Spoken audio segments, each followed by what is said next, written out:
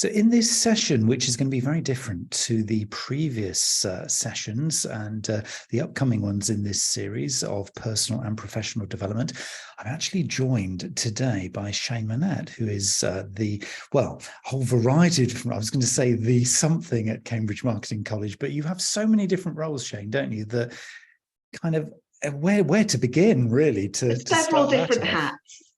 But ultimately, operations and finance director, as part of that role, I take on the designated safeguard lead for the college, which we have to have in place for Ofsted. So that's where it stems from.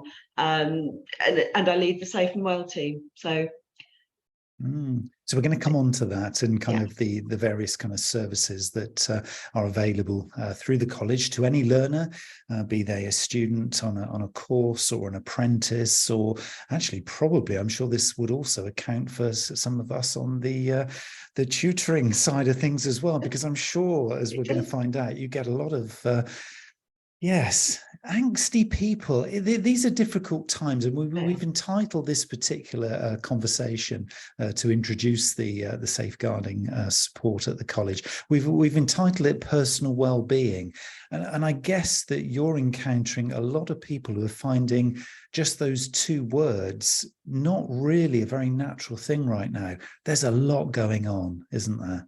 There's a great deal going on. We are seeing, in terms of safe and well calls, we are seeing more anxiety, general anxiety, financial anxiety, workplace anxiety, and a little bit more, which is the one that really worries me, bullying in the workplace.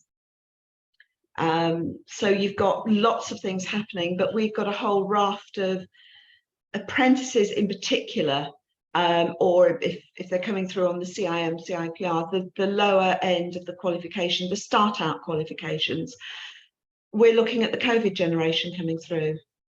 And they haven't had the pressure, and therefore they haven't got the resilience necessarily of submitting an assignment on time, submitting a piece of work.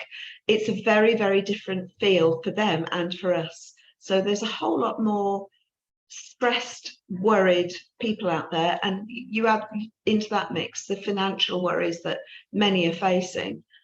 We've seen a cost of living hike, and you and I are old enough and long enough in the tooth to have seen that before, but an awful lot of I'd go as far as to say the under 30 group, the under 35s, haven't seen a price hike in the shops and in terms of the cost of living.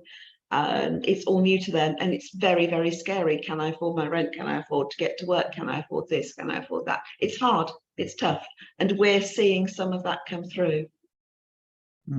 It's you have to feel for people who are kind of, as you say, encountering this for the first time, because it's difficult, isn't it? If you don't have necessarily the tools to cope, if you haven't kind of seen this mix of things that really affect your well-being kind of all happen at the same time, so it could be stuff at work, so workload, and I'm finding a lot of people are very, very stretched. There are financial pressures on the organizations that these people are working for, so you can kind of see it from that perspective, and that's hard. As you say, cost of living is a huge one, and of course, wrapped into that is kind of job security. Do I know that even though I'm studying and even though I'm kind of supported by the organization to do that, do I know that actually it's safe enough that I'm going to still be here, next month, 6 months time, or next year to be doing this? And so there's those pressures as well as a lot of the kind of almost pressures that come from, well, as we know, social media, behaving and acting in a certain way, the expectations, from colleagues, peers, line manager, people at home. There's a whole bunch of stuff really, that is going on, and it's hard, isn't it? It's very hard, and it's finding that balance, finding what works for you.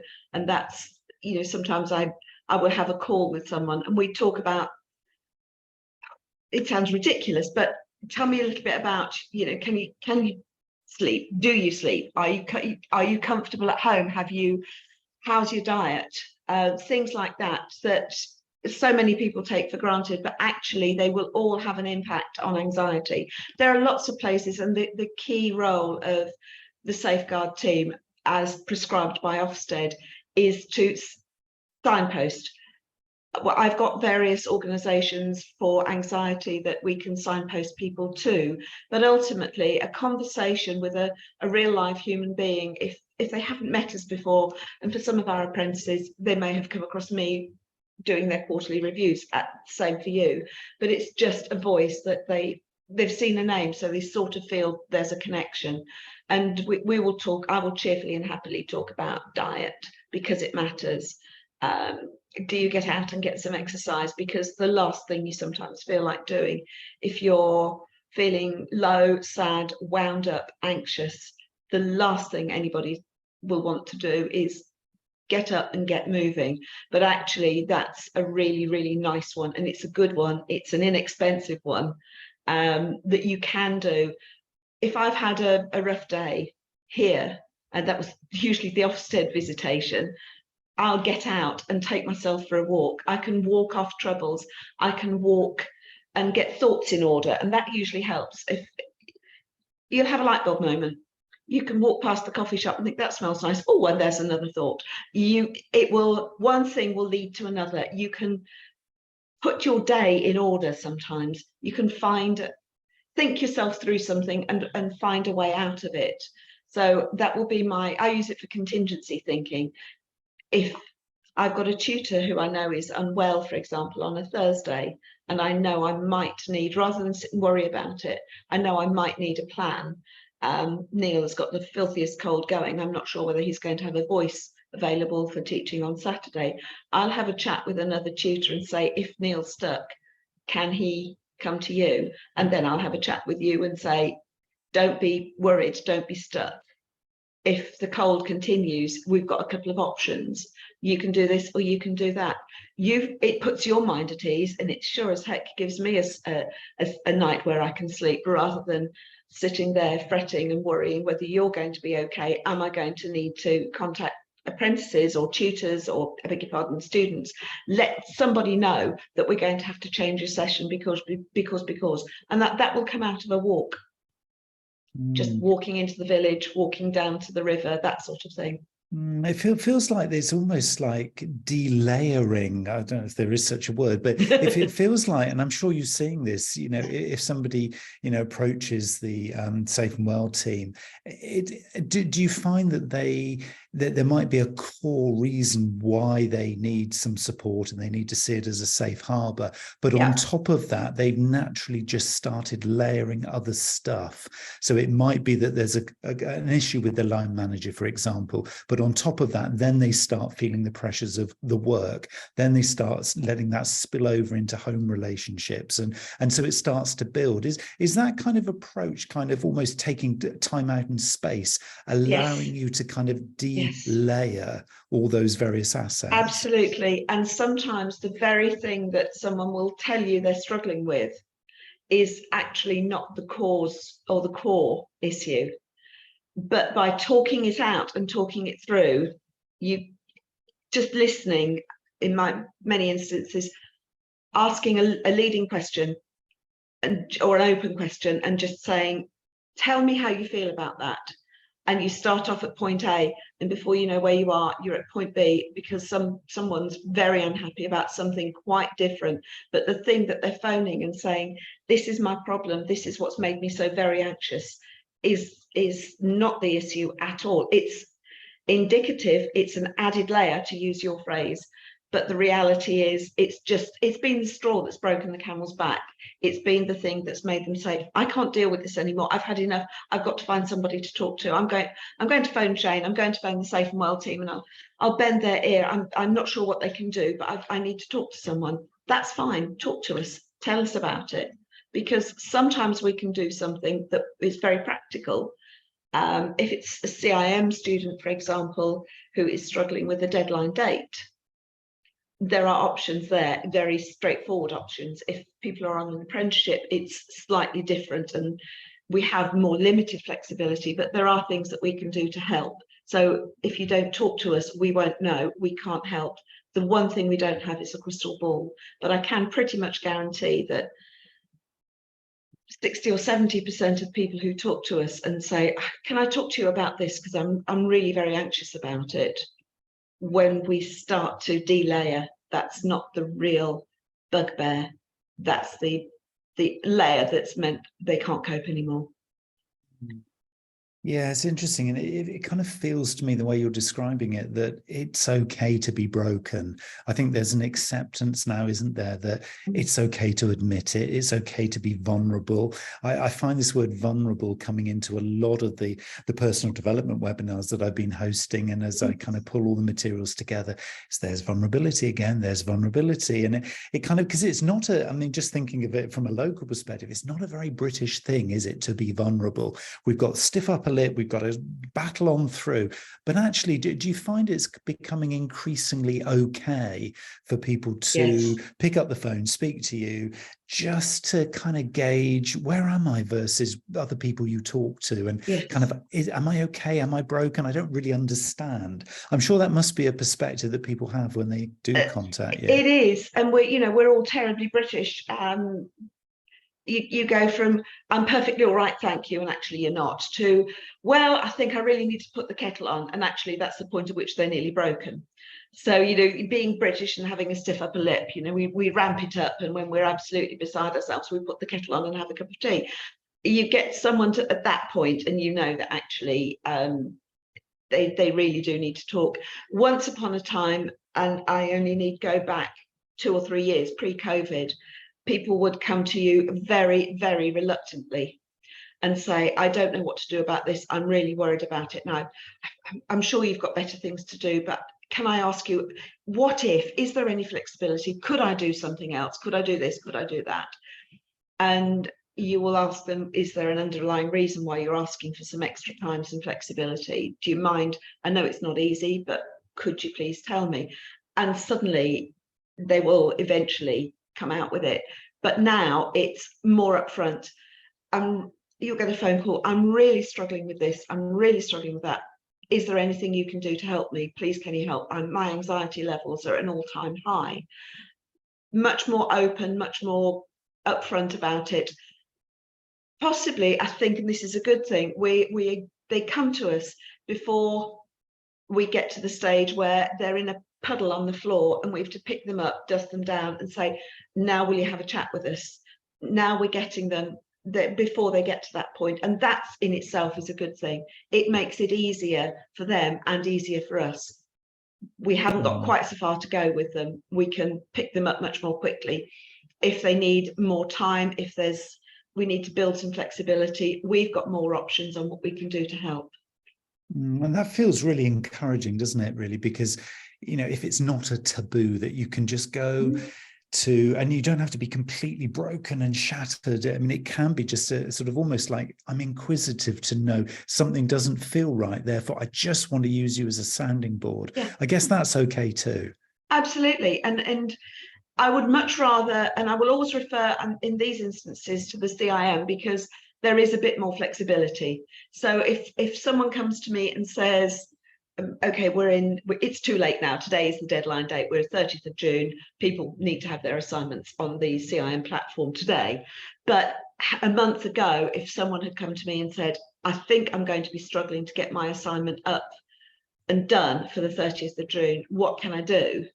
There are things that can be done. Anyone coming to me 3 days ago, it's going to get yes, there are still things you can do, but it's a very expensive option. You're looking at basically losing your assessment fee unless you can prove to the CIM that you have medical issues, and you do have to have a doctor's note. So we're hearing about it earlier, which means we can do a little bit more to help. And for apprenticeships, if we need to get an employer involved, if we need to be the liaison point between the apprentice and the line manager, because the line manager's just not giving the apprentice the amount of time they need to have, we can step in there very quickly and very easily, because the employer has a contractual obligation to give the apprentice the time.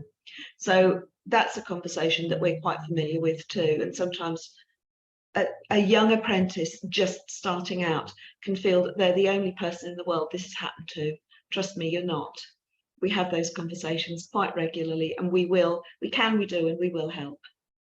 Do you find, I'm just curious here, and I don't know the answer to this question, so I'm kind of asking from a sort of a curiosity perspective myself, is if you were to kind of think about, the last, I don't know, however many inquiries or conversations that you've had, how many of them do you feel come from external reasons, and how many of these are kind of internal to the individual? Because I'm getting a sense that there's a lot of stuff that is impacting from the outside world, and that is, pressures from above, pressures from colleagues, and you mentioned the bullying. I want to come on to that because that's obviously a very pertinent one. I think that, needs to have space and time of its own. What kind of proportional balance, do you have a sense of what comes from within and what comes externally?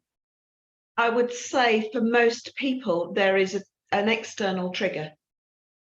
Irrespective of what it is, whether it's home, whether it's work, there is an external trigger. And everything else then just piles up on top of that trigger until you get, for some people it's an explosion, for some people it's an implosion, but there is explosive, implosive activity, and they really feel they can't cope anymore, or they fear they're reaching the point where they can't cope. And that's the point at which it's better that you raise your head above the parapet and go, help. Let's get you sooner rather than later, I think, is always the message. Come and talk to us.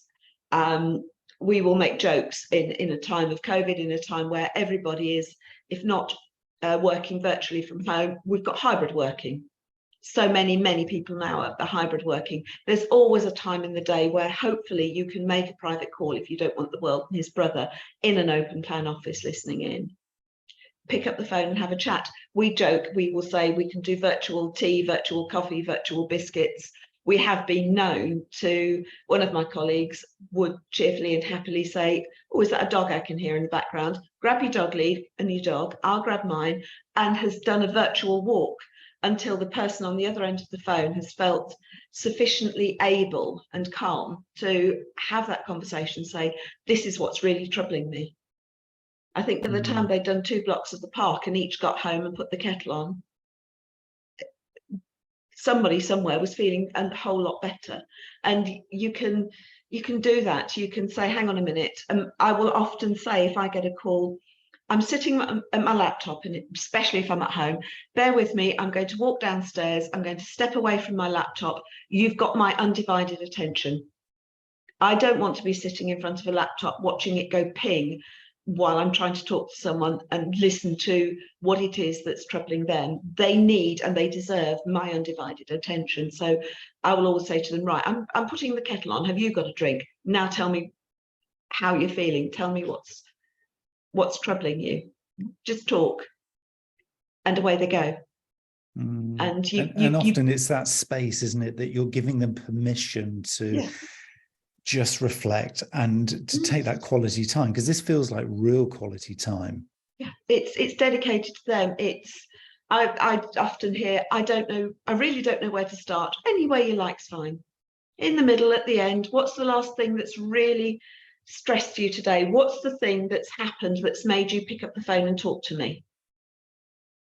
And then it goes back.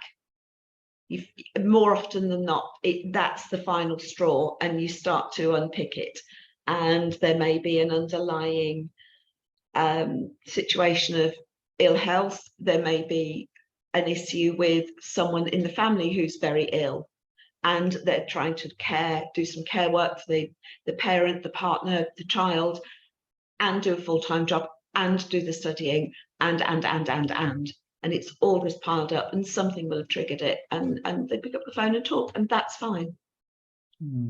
No problems.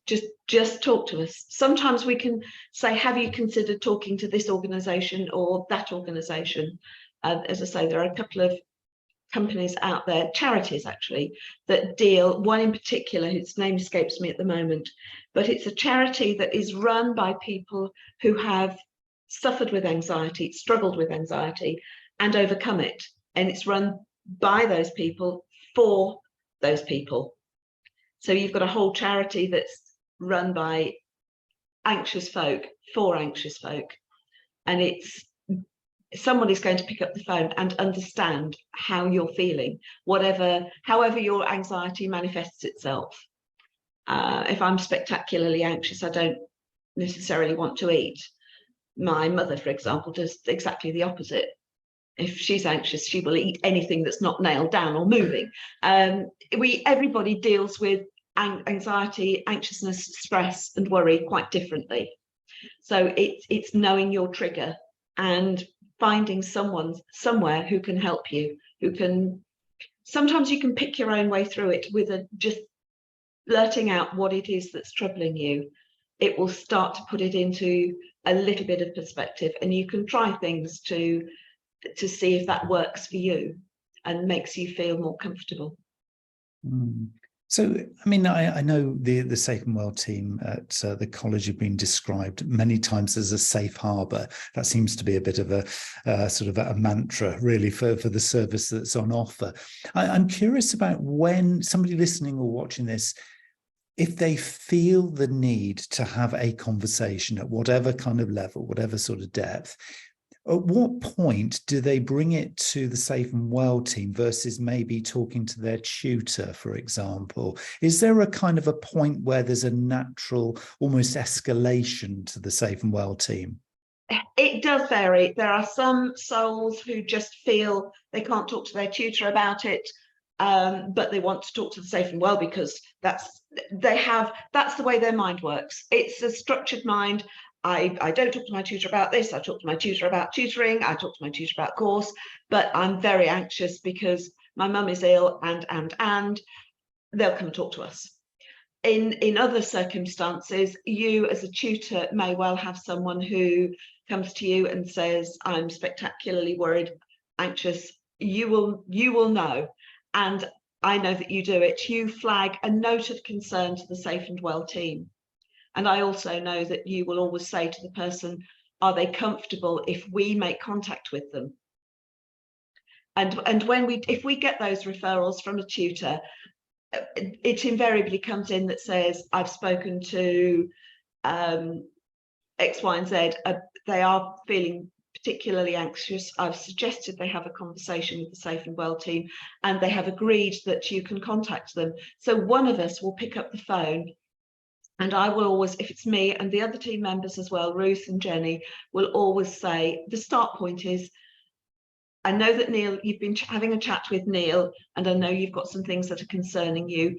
Is now a good time to talk? Would you like to call me back? Better yet, I will drop an email and say, I know you've been chatting with Neil and you'd like a conversation. Is there a good time?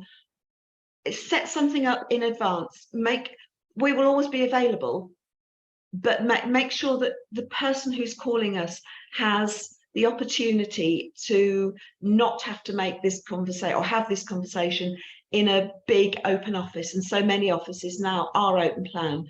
Nobody wants to put themselves in a potentially vulnerable situation where they're talking about something that is distressing, upsetting, and risk showing that level of distress or upset in the workplace, in the public arena, because they don't know how it's going to rebound on them, and that's sometimes the worry. So they want to have that call privately, and that's my point. We won't burst in and say, right, well, you need to talk to us now. It's talk to me when you can. Is now a good time? We are here. Sometimes I'll get an email back that says, please can I talk to you tomorrow because I'll be working from home and it will be easier. And that's absolutely fine. My answer is absolutely, call me when you're ready. Or I'm around all morning, I've got meetings in the afternoon. If you can make it in the morning, that's great. If not, talk to my colleague. She will have the Safe and Well phone.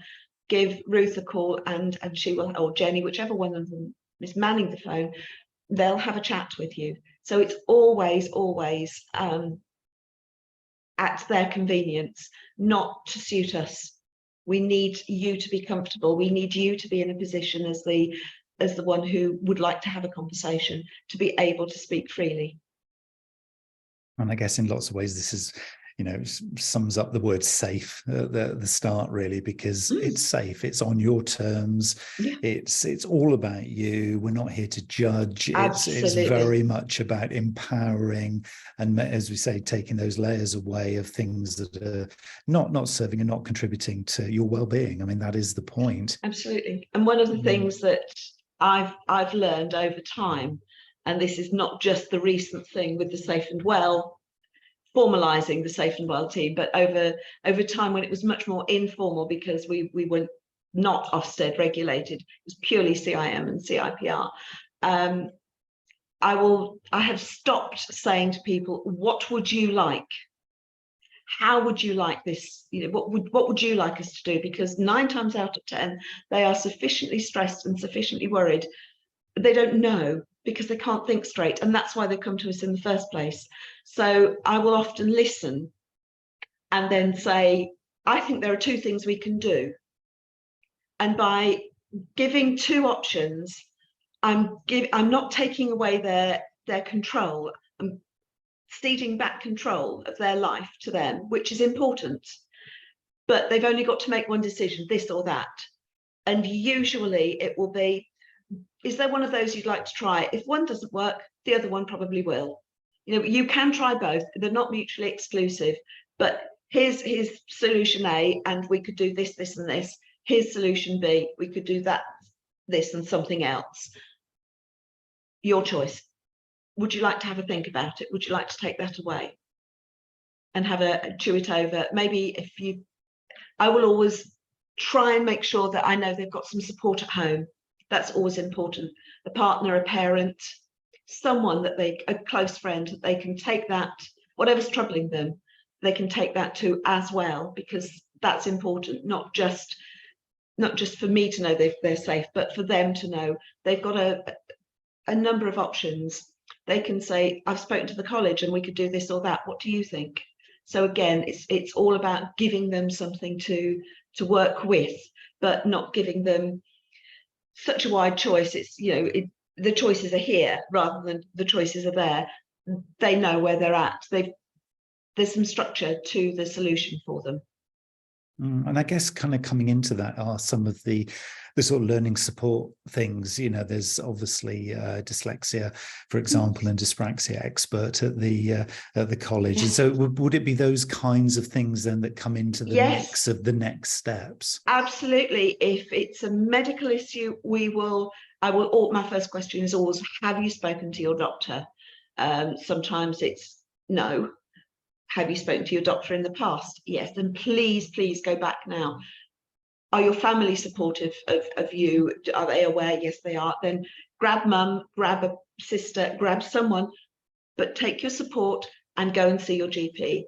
If it's something like, I'm really struggling with the studies because, that's absolutely fine too. Would you like to speak to our learning styles advisor? That's always a possibility. Julian is very, very familiar with dyslexia. He will tell you he's a proud dyslexic, and he will tell you it is not an affliction. It is very much a gift. He thinks differently. That's all there is to it. And he can speak another dyslexic's language. So it's all about how someone breaks down the study, and he can do that for them and with them. Think about how you study. Yes, we break the materials for the apprenticeships down into quarters and then by weeks, but Julian will help you structure a way forward, so that you are going to have to cover some reading, but there'll be other ways that we can support you. So yes, a referral through to Julian.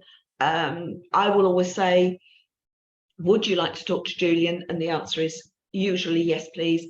Okay, what I'm going to do is I'm going to talk to him and explain some of our conversation with your permission, which is key, with your permission. Never, I'm just going to do it in a blanket fashion. With your agreement, I'd like to talk to Julian, please. And then I will put the 2 of them in touch. So I toddle across the office, have a chat with Julian, and then send an email to both him and to the person who'd like his support. They get in touch with each other, and I step back. You don't need me in the mix as well. If Julian feels there's more we can do, he will pipe up. The person who's in need of support knows that we will always help them, and they will feel they can come back. So it's there, it's in the background, it's not obtrusive. And that's the other key thing, I think. It should never be so obtrusive that you're weighed down by the fact you're going to talk to Safe and Well, and what are they going to do with that information? The answer is give you the support you need. We don't share your difficulties, the things that you're struggling with, the things that are giving you sleepless nights with the world and his brother. It stays with the Safe and Well team. If it's dyslexia, then yes, I will tell Julian. He needs to know. And if you've shared with me some of the areas that you find problematic in the studies, I'll share that too. It gives him a head start on giving some thought to how he can help you. But we won't just share for the sake of it. That's absolutely not on. And I suppose one of the most sensitive areas, which we said we'd touch on sort of earlier in this conversation, is the topic of bullying, which is one of those where there's so many different facets to it, but also so many sensitivities of embarrassment, vulnerability again, feeling, really subservient, there's a whole range of kind of emotions and sort of physical things that go on in those cases. I mean, how do you, as a Safe and Well team, how do you sort of even begin to sort of unravel the complexity of something like bullying? It varies. If it's the line manager that's the bully, that's a complicated one. If it's peer-to-peer niggling and out of hand, cruel, spiteful teasing, that's a different kettle of fish. We've seen both. And it will depend upon how the person wants us to work with them. Sometimes people don't want us to wade in with the employer. They fear it will make matters worse. Okay, so how do you want to handle this? We look at things that places they can go. Again, there are charities that deal purely with bullying in the workplace. I had no idea, but there are. We can refer you, they will give you some specialist support. If it's spectacularly unpleasant and you want us to get involved, or you want us to take it to the contract manager, your line manager, we can do that. We will work with you. One of the key things that Ofsted will say is we cannot promise to keep, if we feel your life is in danger, if you are endangered by anything that's happening to you anywhere, that's the point at which we have to act. We have a duty of care. We actually have a legal responsibility to say, right, you are in danger. I am going to call the police. I'm going to get the prevent team involved, radicalisation. That's the absolute extreme. I hope and pray we never reach that point with anyone. The more cases we see, the more people who come to us for support. I fear that may be an inevitability one day, but we will treat you with respect, with kindness, and we will keep your information confidential so far as we're able. But that's within the bounds of you not being in danger or endangered by another person, another situation. So if it means we've got to talk to your contract manager because your line manager is the one that's causing difficulties, or if you are overwhelmed and you're not getting the time to do your apprenticeship, which you are required to have, then we'll agree a path forward. Would you like me to have a chat with your line manager? And I've done that at quarterly reviews. It's relatively easy. I can look back at tutorials and I can say, with wide-eyed innocence, you seem to have not had as much time as we would expect. Is there a reason for that? And the head usually goes down of the apprentice, and he or she will say, well, I've been really, really busy in the workplace. And I can look the line manager in the eye and say, we need to see this changing, please, because we need to know he or she is going to get incredibly behind. There is a contractual obligation for your member of the team to have that day a week, that 6 hours. Sometimes it used to be 20%, but you must provide that. That's the start point. If it changes, and it usually does, so well and good. If it doesn't, then we're into let's talk to the contract manager situation. But that's often the start point for a line manager becoming, maybe not even realizing they're doing it. I try to give them the benefit of the doubt and just pushing for more and pushing to get stuff done. Yeah, but it's only an apprenticeship. You can do that tonight. No, you jolly well can't. This is an apprenticeship. You do it during the day. And that's where an apprentice won't feel that they have sufficient clout in the organisation to kick back against the line manager and say, but I must have this. So they will come to us, and we will say to the line manager, please, you know, they do need to have this. Come on, can we find a way forward? And we'll work with them.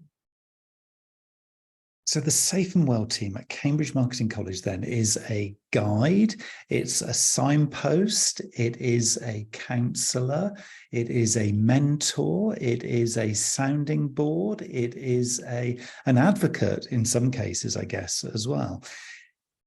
It's incredible. This is a more holistic service than I know a little bit about what goes on and stuff, but I didn't realize actually the breadth and range of things that you encounter and can provide service and support with. I, as you are aware, I did some mental health first aid training about 2 years ago. I'm thinking 2 years ago. Certificates over there. I will sit here and, well, I bang the drum. I would say it's the most useful piece of training I have done in the last 10 years, because it will allow us, I have a nice manual which has all the charities, all the organisations that can help with all manner of things, mental health support disorders, things like bipolar. There are charities there. If people are not aware of them, we can signpost them. Gambling, narcotics, drugs, drink, all those things can be problematic. I've yet to see too many of those, and for which I'm eternally grateful. But as I said earlier, one day, because as we continue to have more apprentices, more students, so the inevitability is there. But it really has enabled me and allowed me to do more in this field, to give more support. And I originally did it because I knew that I was doing lots of listening, and I wanted to make sure that I wasn't potentially making an awful situation worse. I needed to know I was saying and doing the right things. So that's why, that was the reason why. And we now, up until quite recently, we had 2, and I think we will have another in due course. We will train another member of the team at least to do that, because it has been such a useful piece of kit, really. So how do people contact the Safe and Well team? What is the call to action? We have a dedicated phone number, and anyone and everyone who studies with us gets a little card that says Safe and Well, and it has a phone number. We have a dedicated email, safeandwell@marketingcollege.com. You can call us anytime between 9 and 5. You can get hold of us on the chat service, and if one of my colleagues picks that up, I've been known to have a call from one of the team members going home saying, we've got someone who wanted to talk to us, could they please have a call first thing in the morning? Well, actually, because I was home and it was before 6 o'clock and I didn't want someone worrying overnight, I picked up the phone and said, you've contacted us, you'd like a chat. Is it too late now, or would you like to have a conversation, or we can do it in the morning? I knew, I pretty much second guessed why they were phoning, and that was another reason for calling. I thought, I can hit this one now. I can start to give some support now. I can hopefully save them or give them a less fretful night just by having a conversation. And that's what we did, and we followed up that conversation the next day. So those are all things that we can do. Email, use the chat, use the standard phone line if you want to. We will, there's no wrong way to contact us. just please do that. Just call us. Just get in touch. That's the only thing we can suggest. That's the start point. And it is about making the start, isn't it? And is. exploring whether further service is required. And that's great. Shane, thank you so much for your time on this session. It's been really insightful. I thought I knew a bit about the Safe and Well team. I know a lot more now. So I'm sure everybody listening and watching this will find that that is hugely valuable. And the call to action is there. And it is an open invitation to anybody studying with the college. So thank you again for your time today. My pleasure. Thank you.